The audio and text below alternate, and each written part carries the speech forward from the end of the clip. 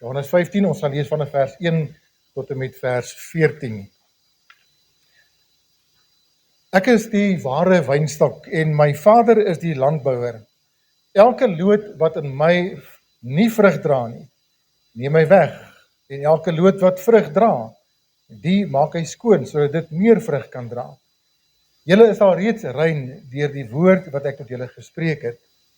Bly in my, soos ek in julle. Net soos die loot geen vrug kan dra van homself as dit nie in die wynstok bly nie, so julle ook nie as julle in my nie bly nie. Ek is die wynstok, julle die lote.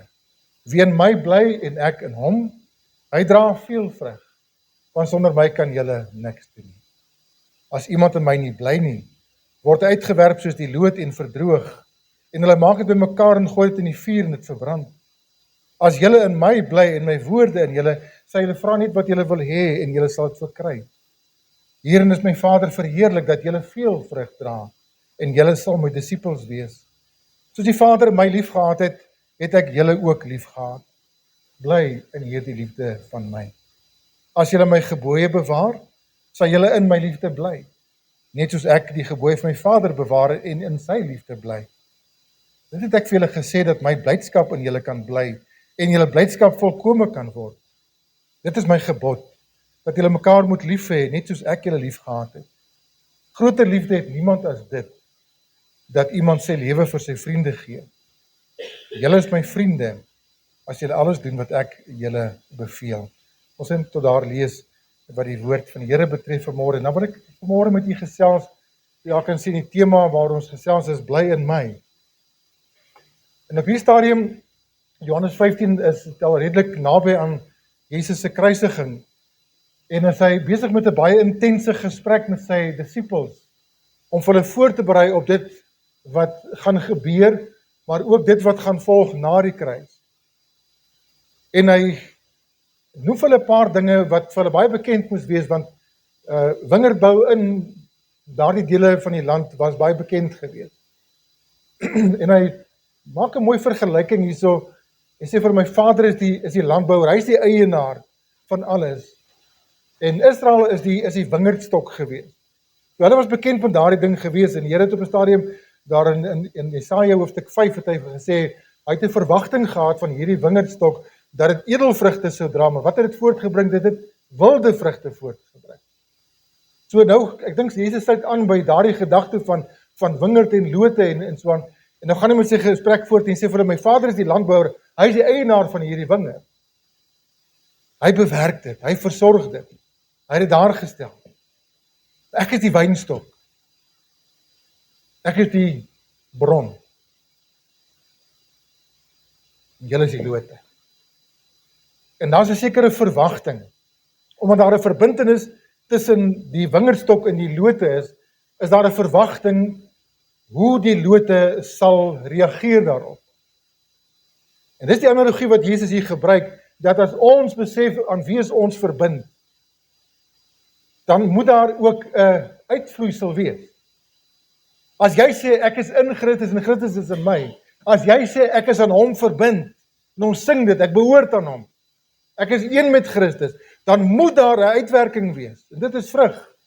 Ek het al in die gemeente gevra, as 'n mens moet vrug definieer, hoe gaan jy vir iemand verduidelik wat is vrug?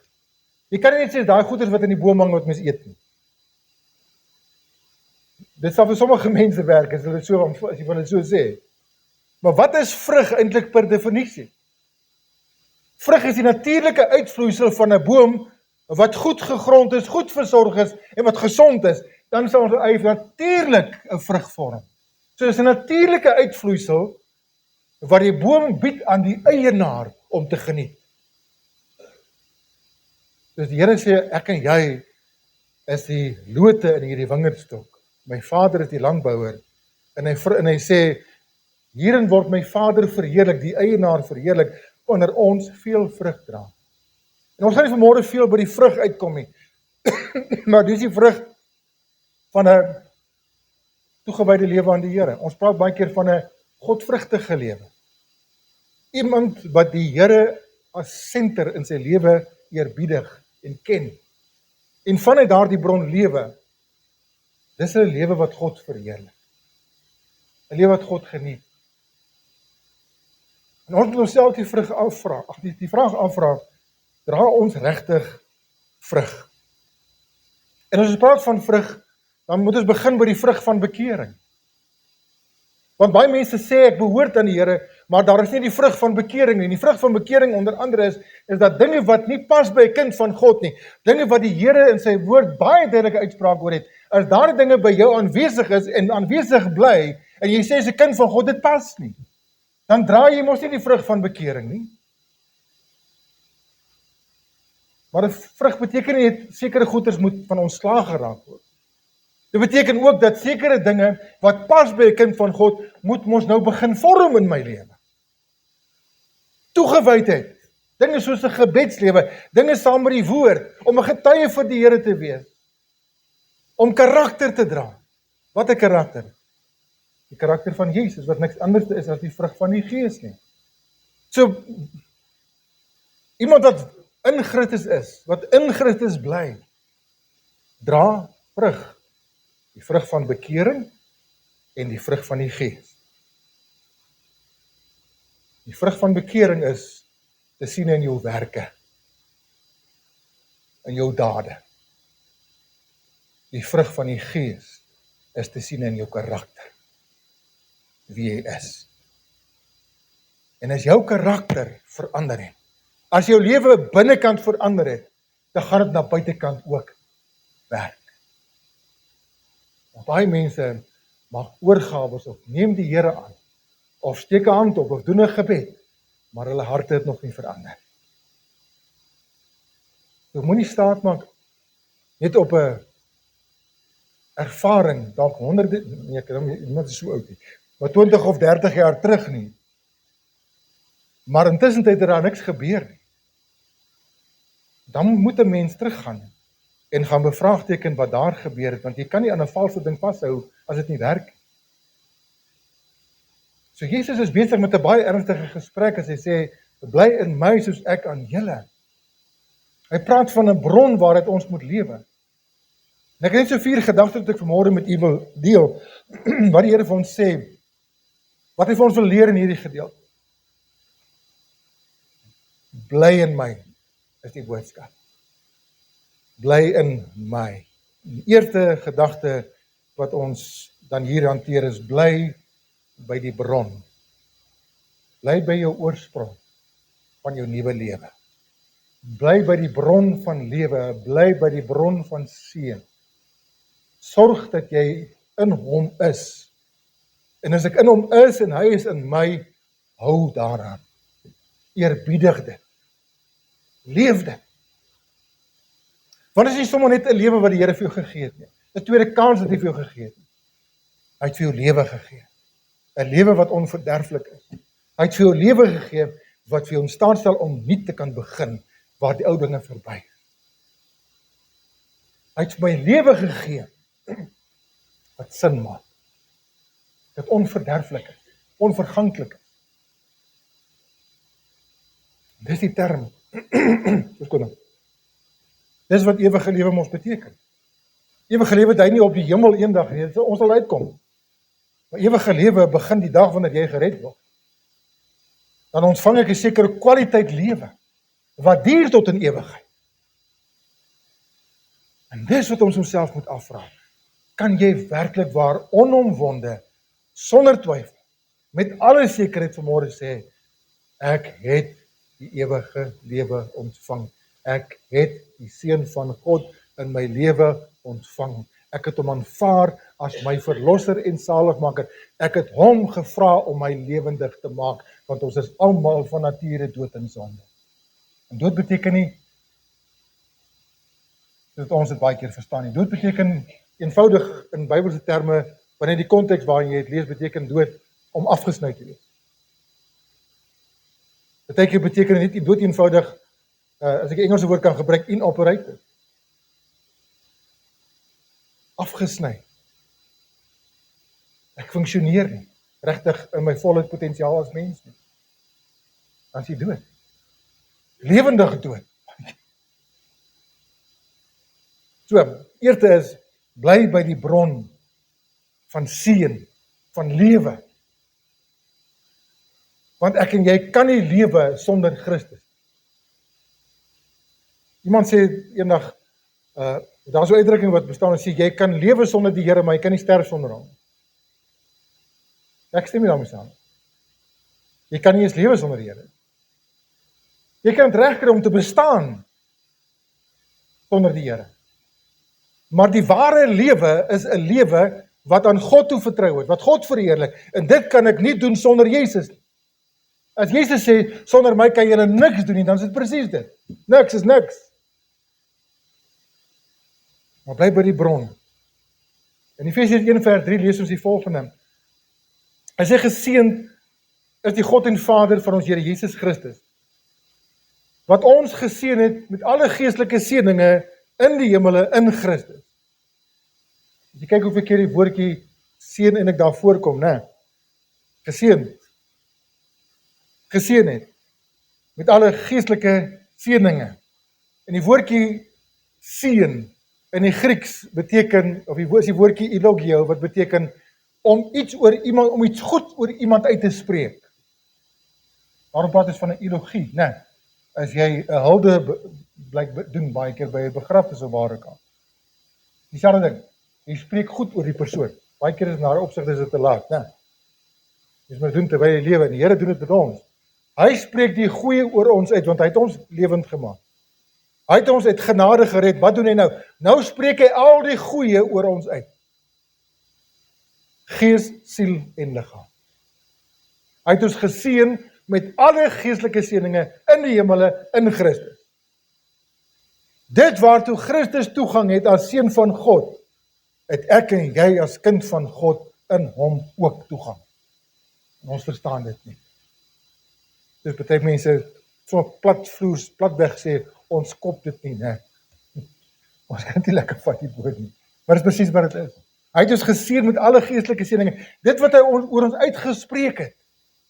Ons erfenis. Dis ons deel. Dis oor ons uitgespreek en God trek nie terug wat hy uitgespreek het. So daardie woordjie seën, elogio, is die goeie plus logio, om die goeie te spreek. Met ander woorde, om goeie guns, om die goeie en guns oor iemand uit te spreek. Nou sê Jesus, bly in my. In Johannes 15 vers 4, hy sê, bly in my, soos ek in julle. Net soos die loot geen vrug kan dra van homself as dit nie die wynstok bly nie, so julle ook nie as julle in my nie bly. Wat beteken daai gedagte, bly in my? Die woordjie bly in my, meno, beteken net eenvoudig, een te ver gaan. Daai woordjie meno beteken in Engels remain in me. Bly in verhouding met my. Vertoef by my. Beteken nie, kuier so af en toe by my nie. Die woordjie vertoef het 'n permanensie in dit. Bly by my. En dis waar baie kinders van die Here, of mense wat sê hulle is kinders van die Here, 'n fout maak, en hulle misgaan.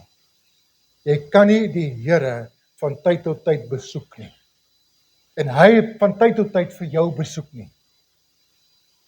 Want dit is teenstrydig met bly in my. Vertoef by my. Stay connected with me. Dus ek en julle. Hier is iets 'n groot waarheid wat mens baie maklik kan miskyk. Jesus sê 'n sekere ding, hy sê bly in my, vertoef by my. En hy stel die standaard, soos ek en julle. Wat lees ons eintlik in hierdie teksvers? Jesus het homself daartoe verbind om by jou en my te bly as ons eers connect is. As ons in 'n verhouding met hom is, van sy kant af hy sê, ek sal by jou bly, maar bly jy ook by my. Wie gaan misluk van die twee? Nie hy nie. Hy het gesê, I will remain in you. Ek sal in verhouding my kant sal ek bring. Maar bly by my.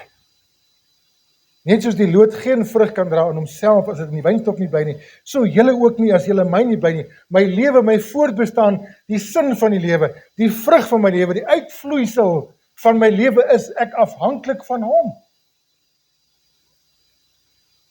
En tog probeer ons so baie keer dinge op ons eie. Ek is die wynstok, wie in my bly en ek in hom, hy dra veel vrug, want sonder my kan julle niks doen nie. Niks. Dis 'n groot waarheid wat ek raak gelees het. Your ministry, wat jy vir die Here doen, will be the overflow from your walk with God. Always focus on your own walk with God as your first priority. No walk, no ministry. En jy kyk baie keer in kerk dat mense is besig vir die Here, maar is nie besig wees in 'n verhouding met die Here nie, maar baie keer onafhanklik van die Here. Mens moet vir die Here dinge doen. Jy is op jou eie, met daardie gesindheid. As moet jou dryf, is jy op jou eie. Maar as dit 'n begeerte is wat die Gees van God in jou binneste werk, 'n toegewyde lewe aan die Here, dan is dit 'n overflow. Dan word my bediening, wat jy vir die Here doen, die oorvloed van sy teenwoordigheid in my. Jy saam met my. Want hierdie is groot goed, belangrike ding. Bly in my, want as jy connected met die Here is jy tot alles in staat. Dan gaan jou lewe 'n lewe van oorvloedigheid wees. Jy gaan nie kan terughou nie, van die Gees van God oorheers, vloei oor. Meeste kinders van die Here, en ek sê dit vanmôre met versigtigheid, maar tog met erns ook. Die meeste kinders van die Here is nie daar nie. Ons het vir homself so 'n gemaklike paadjie uitgekerf, van die minste weerstand, van die minste opoffering, van die minste moeite, sodat ek die minste teenstand hoef te kry, en ek deur die lewe kan gaan, smooth sailing, want die Here wil hê ek moet happy wees. Nee. 'n lewe van oorvloed, 'n lewe waar ek by die bron bly, gemaak dat jy oorvloedig is in elke opsig. Oorvloedig in liefde, oorvloedig in blydskap, oorvloedig in vrede, want dis wat uit die bron uitkom. Dis die kenmerk van die bron. Lewe jy by die bron, of lewe jy uit jou eie bronne uit? Dis dinge wat ek myself baie keer ook moet afvra, Here, is dit U of is dit ek? Teksvers wat mens altyd tot stilstand roep, is 1 Johannes 2 vers 6, is Johannes die volgende sê, hy wat in hom bly, hy wat sê dat hy in hom bly, behoort self ook so te wandel soos hy gewandel. En ons kan nie die teksvers skiep omdat dit vir ons ongemaklik raak. Omdat die teksvers dalk net vir sekere mense bedoel is. Ek is nog nie daar nie. Die teksvers sal ons almal voor moet buig. As jy sê dat ek in hom bly, dan behoort ons wandel, ons optrede, soos hy net te wees. Of ten minste in daardie rigting te wees. Ek groei en toeneem. As daar nie 'n begeerte is daar nie 'n wil is om dit te doen. Maar ernstig fout. Bly in my, bly by die bron. In die tweede plek, bly in die betroubare woord. En ons kan nie genoeg klem lê op die waarde, die plek, die belangrikheid van die woord in ons lewens en ook wanneer dit kom by die kansel. Ek luister in die week dat iemand praat Hy sê hy het op 'n punt gekom dat hy besef het, hy preek te lank. Hy sê hy het laas Sondag het hy 36 minute gepreek. Dis te lank. Dis vir my te kort. Hy sê hierdie Sondag het hy baie beter gedoen, hy het net 20 minute gepreek. En hy is baie chuffed oor dit. Maar wat het in die slag gebly? Ons kan nie, en ek wil jy moet mooi hoor wat ek nou vir jy sê. As gevolg van selfone, sosiale media, het mense die afgelope 5 jaar plus se aandagspan afgekom na 5 minute toe, wat hulle kan konsentreer. Dis 'n wetenskaplike feit wat ek sê. Gaan kyk maar waarmee word ons gevoed op sosiale media. 5 minute, 5 minute, 5 minute, 2 minute, 3 minute, 2 minute, 1 minuut, 5 minute, dis al. En jou brein raak getrein. Ek langer as dit preek, dan verloor hulle my. Toe is 'n paar ouens wat al klaar so verby geskrol het. Verbare. Na die volgende video toe, na die volgende enetjie toe, né? En ons kan nie in daardie valstrik trap nie. Dat mense, omdat hulle nie meer so hard kan konsentreer nie, omdat hulle te lui geraak het, nou moet ons ook ons erediens begin sny in die mense tevrede stel, want die mense het nou net 10 minute behoefte. Slegte nuus vir julle. Die wat sulke verwagtinge het, wat jy gesê. Ek gaan nie sommer korter as 35 gaan nie. Inteendeel.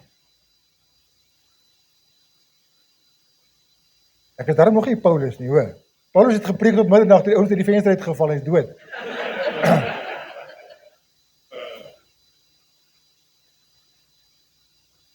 Julle ken nou storie aan Handelinge, né? Met die ou nie slaap geraak het in die venster toe. Dus hy uit. So as jy iemand dalk sien wegraak, net so tap op die skouer, hoor. Maar bly in die betroubare woord. Dis jou behoud.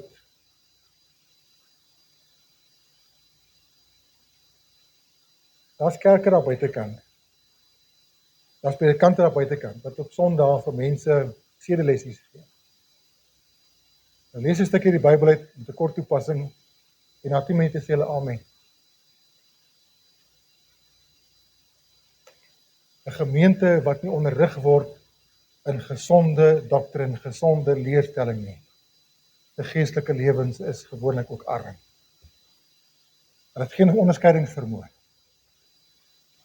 Die woord staan sentraal en Jesus het gesê, ons moet vashou aan sy woord, ons moet bly in sy woord. En Titus 1:9 sê spesifiek vir die ouderlinge, die opsieners, daar sê hy die volgende, 'n opsiener is een wat vashou aan die betroubare woord wat volgens die leer is, sodat hy in staat kan wees om met die gesonde leer te vermaan, sowel as om die teesprekers te weerlê. Maak tyd met die woord, bly in die woord, sodat ek toegerus kan word om mense te antwoord, om mense met die waarheid te kan bedien. 1 Timoteus 4:16 sê Paulus vir die jong Timoteus, wat op daardie stadium by 18 of 20 jaar oud was. Jonk, hy sê, let op jouself en op die leer. Volhard daarin, want deur dit te doen, sal jy jouself red, sowel as die wat jou hoor. Nou die woordjie red beteken nie daar van verlore na red, wedergeboorte, redding, daai woordjie red beteken net eenvoudig, as jy dit doen, sal jy jouself beskerm. Jy sê jouself behou, jy sê jouself in stand hou. So dis wat ek hier moet doen, dis waarom ons in die woord moet bly.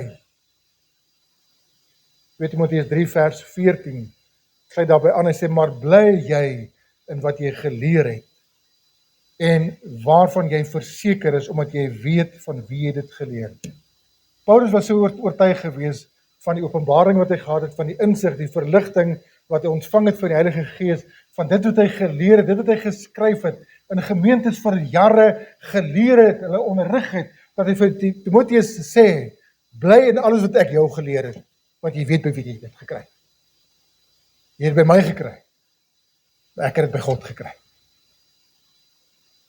Dis oortuiging. 1 Korintiërs 15 vers 1. Broeders, ek maak julle die evangelie bekend, wat ek ook aan julle verkondig het, wat julle ook aangeneem het, maar hoor nou die woordjie daar, sy sê, waarin julle ook staan, dat het gebly in die woord, waarin julle ook staan, waardeur julle ook gered word, as dit daarin vashou. Weer eens die woordjie gered word, daar beteken dieselfde as die vorige versie ook. Dit is die woord van die Here, wat jou en my behoud is, in tye waar daar versoekings en beproewings gaan kom. Die woord is jou en my behoud. Dis ons redding, om te kan survive, om ons staan te kan staan, om aan die Here vas te kan bly. Daar's niks anders wat jou en my en die Here verbind, as die woord van die Here en die gees van God. Geloof in dit. As jy nie die woord het nie, het jy niks. Die derde plek, dit bring ons by, bly in geloof. Volhard, bly in geloof. Dan sou die keer wat ook so gaan waak, bly in geloof, dat niemand jou die kroon ontroof. Bly in geloof. Nie jou geloof nie, geloof in die Here, geloof in sy woord. Sonder die woord. Sy het aan by die vorige gedagte. Sonder die woord. Nou moet jy mooi luister. Nou moet jy julle aandag hê. Sonder die woord het jy geen Bybelse geloof nie.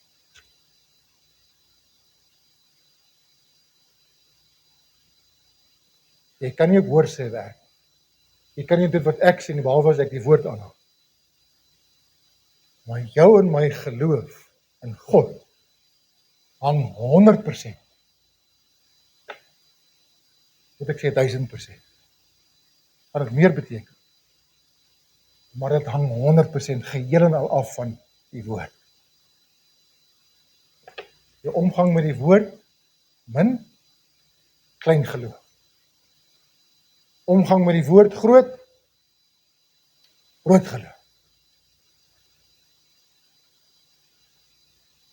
Geloof in gebed, woord. Geloof in krisistye, woord. Nou sê Paulus vir die Kolossense in Kolossense 1 vers 23, as julle ten minste gegrond en vas bly in die geloof en julle nie laat afbring van die hoop van die evangelie nie, wat julle gehoor het en het verkondig is nie ganse mense onder die hemel, waarvan ek Paulus het dienaar geword. As julle ten minste gegrond en vas bly in die geloof en julle nie laat afbring deur wat ander mense sê, wat ander predikante en alle kerke en goede sê nie. Want dit is ongelukkig 'n Babelse verwarring baie keer. En veral vandag met die internet, waar hy toegang het tot duisende webtuiste, waar elke ou sy eie opinie omtrent kan gee. En 'n verklaring van die woord kry. En bitter min van dit wat daar buitekant is gesonde skrifinterpretasie. Bitter min daarvan. En as jy hulp nodig het om my te vra, as jy nie seker is nie, ek wil u met die grootste vrymoedigheid uitnooi. Hier is my WhatsApp. Jongie, wat dink jy van hierdie website? Wat dink jy van hierdie ou? As jy wil, kan ek vir jou net so of so maak. As dit nie okay is, ek sal vir jou verduidelik. Dit gaan meer as 45 minute dalk vat.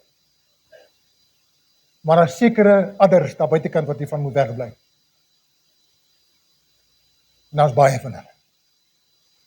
Daar is sekere televisiekanale, YouTube-kanale, waarvan jy moet wegbly. En baie kinders van die Here het nie onderskeiding nie.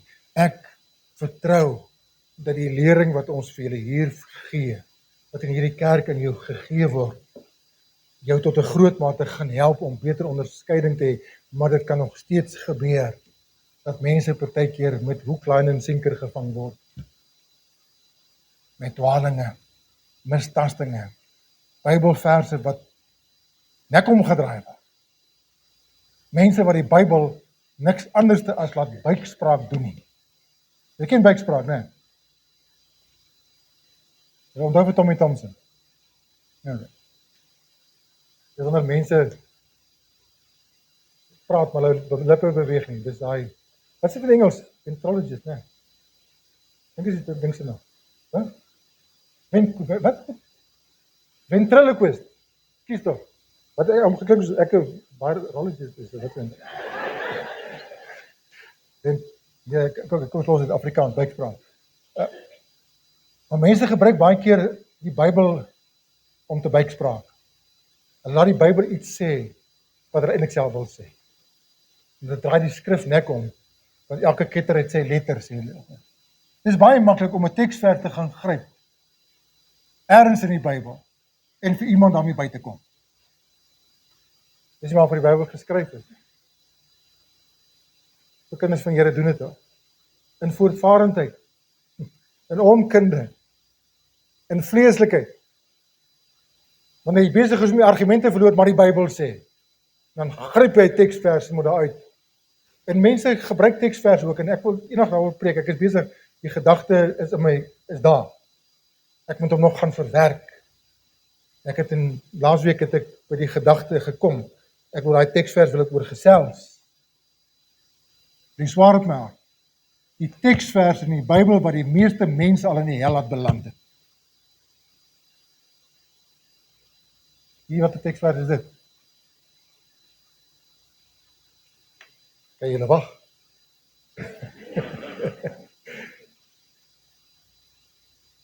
Dis my opinie. En ek sal dit verduidelik. My teksvers wat die meeste mense al in die hel het beland het, is daai teksvers, jy mag nie oordeel.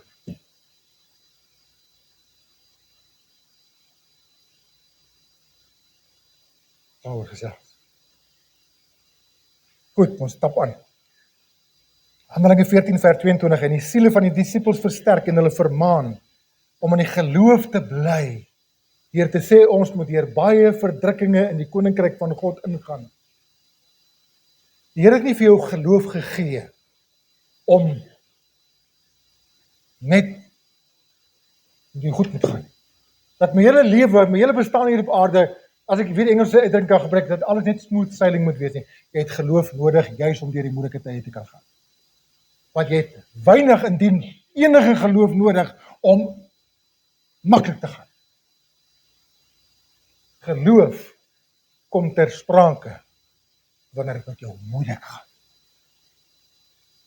Wat aan my liggaam, my siel of in my gees. Daar word my geloof getoets. Daar's 'n uitdrukking wat sê 'n skip se breekkrag word nie getoets wanneer hy in die hawe lê, maar wanneer hy uitgevat word na die diepsee toe. En die Here moet vir jou en vir my baie keer ook diep water toe vat. Want in die hawe gaan dit lekker. En is maklik. Onthou dit. Ons moet deur baie verdrukkinge in die koninkryk van God ingaan. In Lukas 22 vers 31 sê Jesus vir Simon, dis vir Petrus, hy sê Simon, Simon, kyk, die Satan het vurig begeer om julle soos koring te sif. Hulle geloof te sif. Hulle geloof sou verloor. Die disippels, dus wat sê Jesus? Hy sê, maar ek het vir jou gebid dat jou geloof nie ophou nie. En as jy eendag bekeerd is, na my teruggekeer het, want Jesus het geweet, hy gaan vir hom weg losdraak die volgende paar dae. En as jy eendag teruggekeer het, is eintlik wat die woord daar sê, moet jy jou broeders versterk. Ek het vir jou gebid. En hoor ek vanmôre vir jou sê ook, jou en my geloof is nie altyd op sy beste nie. En daar's verskeie redes daarvoor. En een daarvan is baie keer dat ons die woord verwaar. Dis ander kere wanneer ons na omstandighede kyk en nie na die Here nie. Wanneer ons op onsself let, wanneer ons na die verlede kyk, altyd maar 'n effek op ons geloof. Maar onthou een ding. Jesus sê ek het vir jou gebid. En hy bid steeds, dat jou geloof nie sal ophou nie. Daarom, hy bid nie net nie, hy het vir ons woord gegee. Versterk jou daarin. Maar die Gees sê uitdruklik in die laaste tye, sommige van die geloof afvallig sal word, en verleidende geeste en leringe van duiwel sal aanhang. Ek wil nie eens hierop ingaan, wat in kerke verkondig word. Sommige is openbloot duiwels. Binne 'n kerk. Ek wens ek kan eendag 'n klomp videoklippe met mekaar sit en dit vir julle speel. Julle hare sal reg opstaan, wat in kerke gebeur. En wat massas meesleer. Gees van God. Nou is dit nie hy nie. Verbly julle in die hoop, wees geduldig in die verdrukking, volhard in gebed. Laat ons nie moeg word om goed te doen nie, want op die regte tyd sal ons maai as ons nie verslap nie. Bly in geloof. Paulus sê die einde van sy lewe, wanneer hy op die punt staan om te sterwe, dan sê hy vir Timoteus, ek het die goeie stryd gestry. Ek het die wedloop voleindig. En dan hierdie woorde, ek het die geloof behou. Ek het die geloof behou. Bly in geloof. En dan die laaste plek, bly in die liefde. Bly in die liefde. Dis die vrug van om in die wynstok te wees. Want die landbouer het gesê, of van hom word gesê, God is liefde. Van die wynstok word gesê, groter liefde het niemand as dit, wanneer iemand sy lewe aflê vir sy vriende nie. Maar God bewys sy liefde vir ons daarin, dat Christus ons gesterf het terwyl ons nog vyande. So die bron is liefde. Johannes 15 vers 9 het ons gelees, soos die Vader my lief gehad het ek julle ook lief gehad. Kom, ons staan net 'n bietjie stil by die teksversie. Ek wil julle net vinnig aan die teksversie dink. Bedink net die teksversie vir 'n oomblik of twee, saam met my. Gaan weer lees. Soos die Vader my lief gehad het. Punt, kom stop dit gou. Hoe lief het God die Vader? Kan enige iemand 'n persentasie daarin sit of 'n woord daarin hê? Kom ons probeer. Oneindig. Goeie. Onbeskryflik. Onverganklik. Volmaak. Diep. Innig. Soos die Vader my lief gehad het ek julle ook lief gehad. The same measure. Dis waarmee God jou en my lief het. En daardie liefde, niks minder nie, same measure, word die dag wanneer jy gered word, in jou hart uitgestort deur die Heilige Gees. Romeine 5 vers 5. 5 vers 8. Nou kan jy self eens opsien.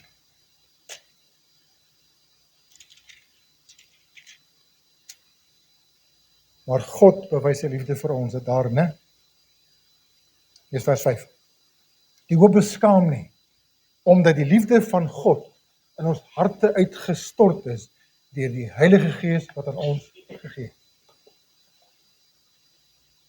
Het jy dalk so 'n bietjie liggies gesien, wat God se liefde betref, en dan sê hy, bly in hierdie liefde van my? Want as ek en jy in daardie liefde wandel, gaan ons kan lief hê soos hy. Ons probleem is ons kan nie, want ons wil nie. Ons kan nie, want ons ken nie die bron nie, en ons leef nie vanuit die bron nie. Kom ons lees verder, het ek julle ook lief gehad, bly in hierdie liefde van my. As julle my gebooie bewaar, sal julle my liefde bly. Gebooie, as julle my woord bly, my woord in julle, sal julle my liefde bly. Net soos ek die gebooie van my Vader bewaar en in sy liefde bly. En ons het die liefde van God tot ons het leer ken en geglo. God is liefde en hy wat in die liefde bly, bly in God en God in hom.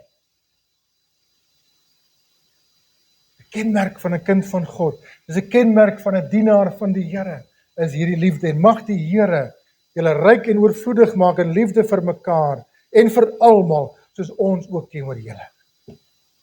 Ag, dis my gebed vir die gemeente, vir myself, vir ons almal. Mag die Here ons ryk en oorvloedig maak in liefde vir mekaar en vir almal. Wees hartlik teenoor mekaar met broederlike liefde.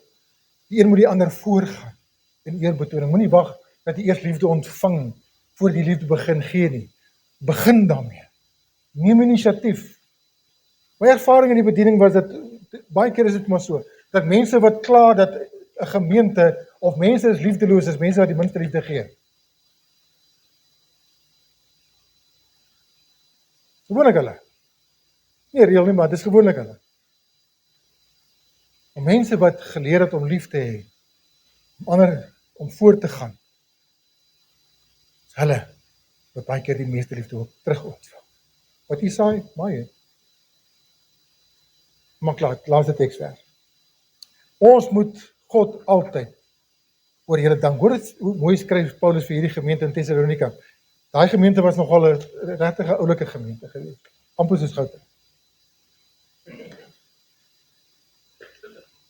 Ek het nie andersom gesien nie, hoor.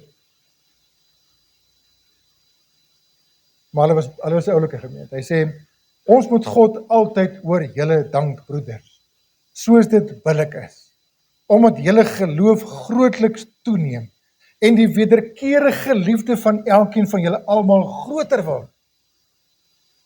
Dat ons self in die gemeentes van God oor julle roem, van wie julle volharding en geloof onder al julle vervolginge en die verdrukkinge wat julle verduur. Dis 'n goeie testimonie vir 'n gemeente hierdie, né? Dis so mooi. Paulus sê, as ek by die ander gemeentes kom, dan gaan breek ek met julle. Ek gaan spog met julle. Ek gaan vertel vir hulle van julle. En ek kan dit eerlikwaar sê, ek hoor baie keer predikante van my kollega wat uitpak.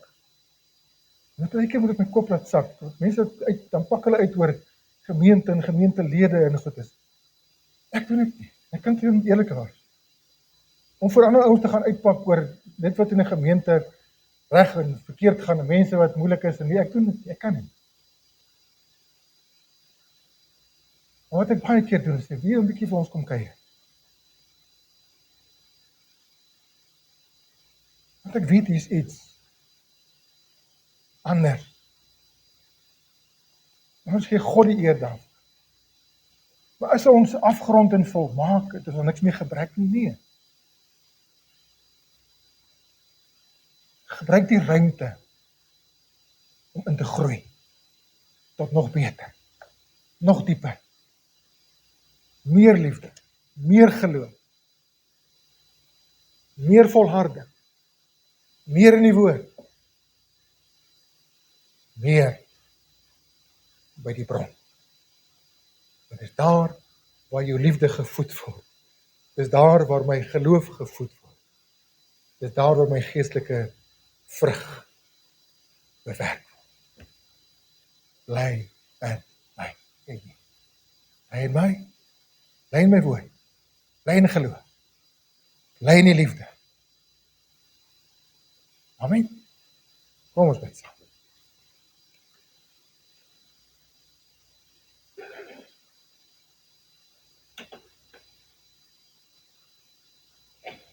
Here, ons kom buig voor U in hierdie oomblik, ons erken U woord kragtig in ons midde. En Here, dankie vir hierdie woord in Johannes 15, wat U vir ons uitdaag ook om vrug te dra. Veel vrug te dra. Vrug tot verheerliking van ons Vader. En Here, dit lê in ons toewyding, wat ons verhouding betref in eerste plek.